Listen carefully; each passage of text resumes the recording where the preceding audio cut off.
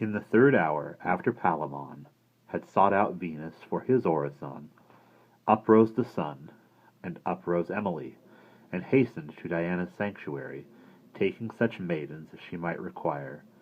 And they were ready furnished with the fire, the incense, and the vestments, and a throng of other necessities that belonged to sacrifices, horns of brimming mead, as was the custom, all that they could need. The temple smoked, and the adornments there glittered in beauty. Emily the fair joyfully washed her body in a well, but how she did her right I dare not tell, save in a general way, though I, for one, think that to hear the detail would be fun. If one means well, why bother to feel queasy? It's good for people to be free and easy. Her shining hair untressed upon her cloak, they combed and set a crown of cerul oak. Green on her golden head, with fitting grace, 2 fires she kindled in the proper place, and did her rites, as he will find those who looks in Statius's Book of Thebes and other books. And when the fires were kindled, she drew near, with piteous heart, and prayed, as you shall hear.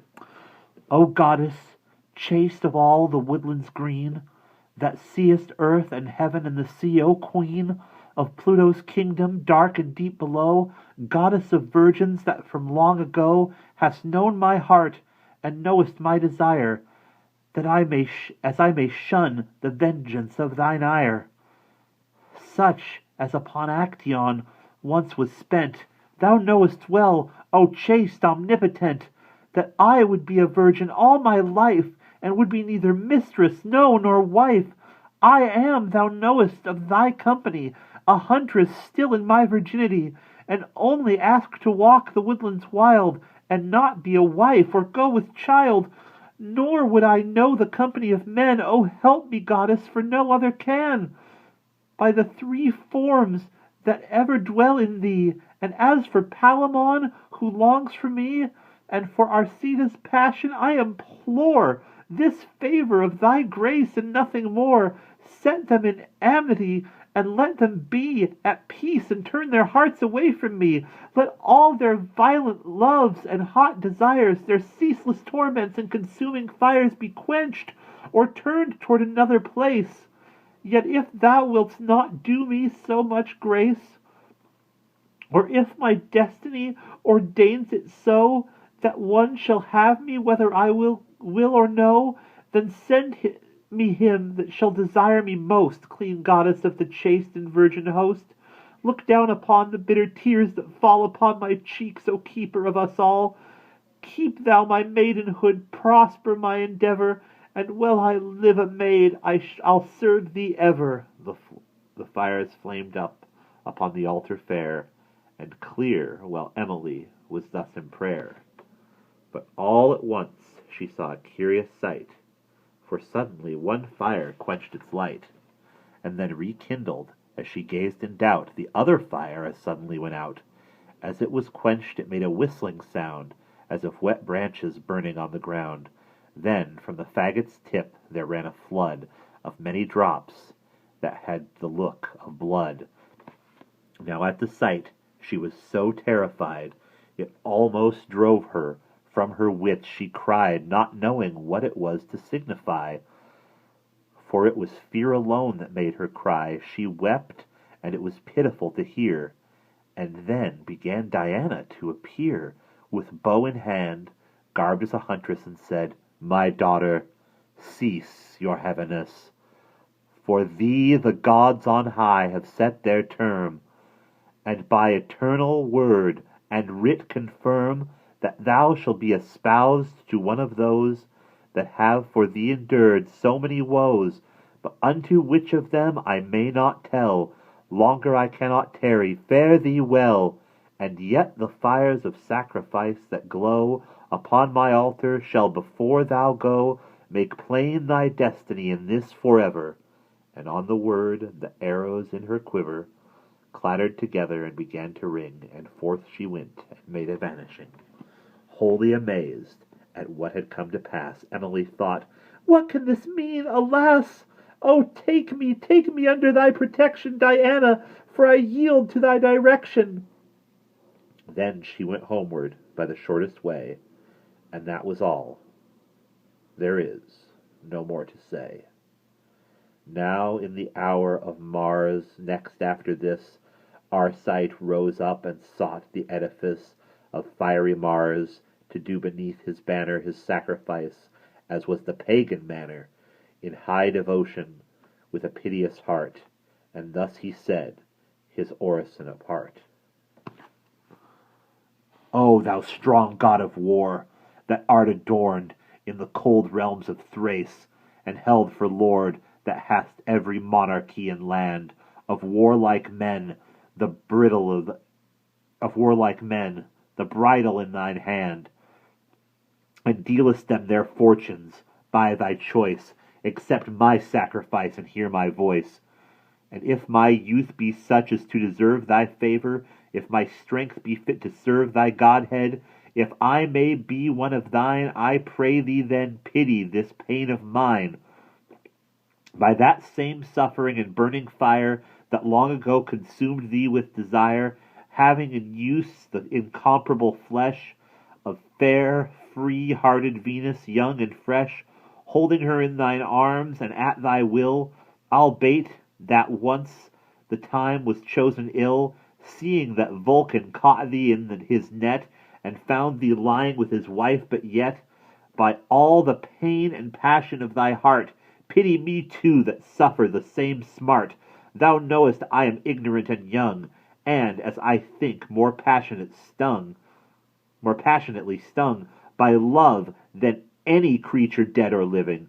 Little she thinks, in all the grief she's giving, of me, who cares whether I swim or sink. And well I know, ere she can learn to think kindly of me, that force must have its place. And well I know, without thy help or grace, the little strength I have is all too slight. Then help me, Lord, tomorrow in the fight, not only for the flames that burnt in thee, but for the fire that is now burning me. Grant victory tomorrow to my sword. Mine be the labor, thine the glory, Lord. Thy sovereign temple I will honor above.